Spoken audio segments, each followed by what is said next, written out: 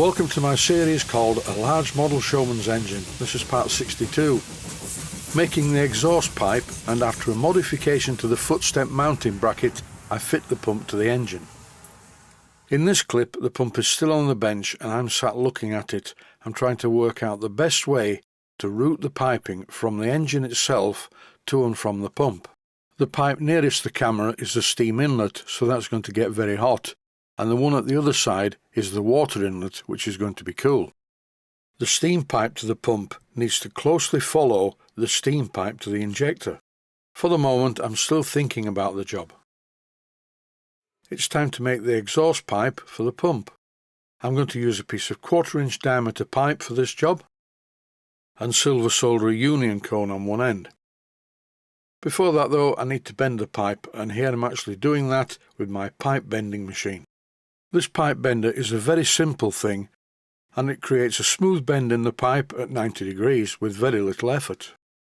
In a previous episode, probably more than one, I've shown using a needle file to clean the burrs off freshly cut copper pipe.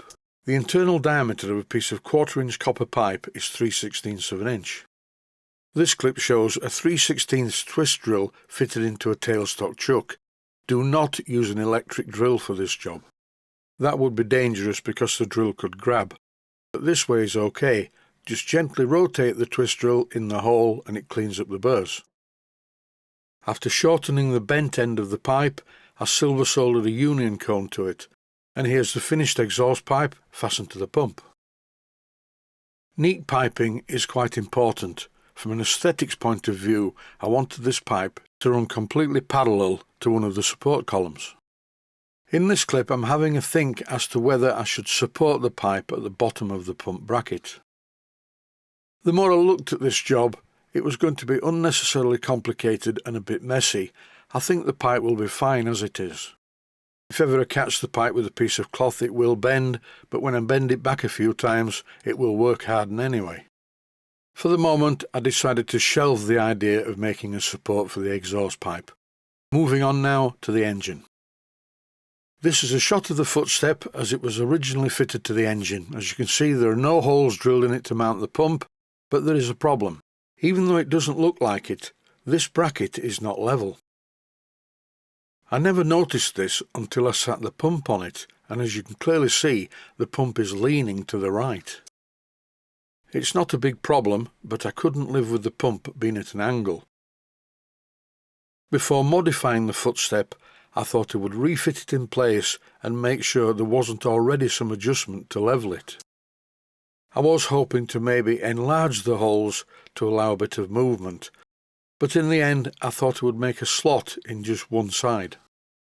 When I placed the pump back on the footstep before I altered it, it actually looked okay from this angle, but when you looked at the pump from the side you could see that it was out of alignment.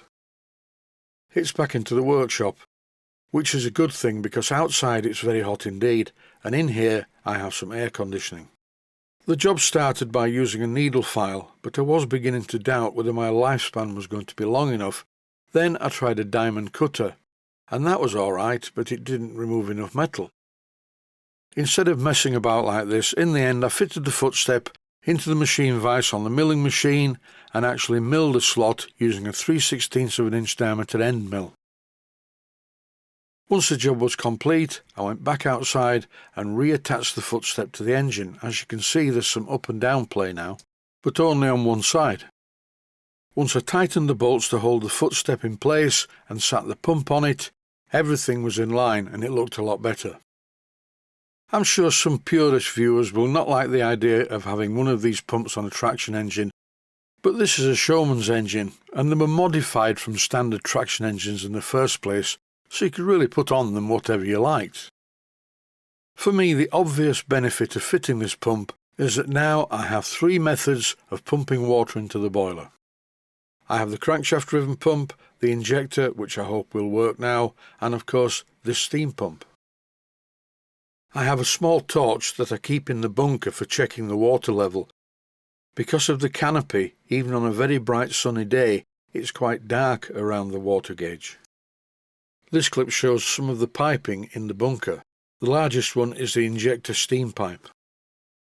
There is, however, a spare valve on the turret. The valve on the right supplies steam for the water lifter, but the valve on the left doesn't supply steam to anything. So maybe I could take the steam feed to the pump from this valve, which would also allow me to isolate the pump from the boiler. The large steam valve at the bottom left-hand side was the original injector steam valve, but I found it very difficult to open it in this position, so I put an extra valve in the circuit. I think I will fit the globe valve T-piece that I modified here and then take a 1/4-inch pipe up to the pump.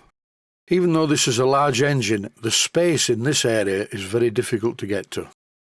When I pipe the steam and water feed to the pump, it's pointless videoing it because all you'll see is the back of my t-shirt again.